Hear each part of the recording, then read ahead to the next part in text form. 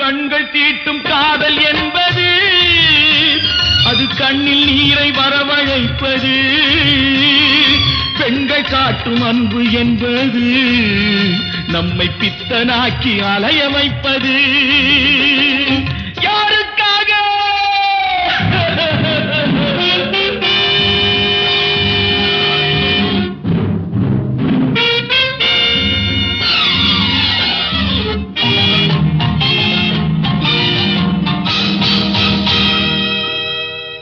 எங்கிருந்து சொந்தம் வந்தது, இன்று எங்கிருந்து நஞ்சு வந்தது?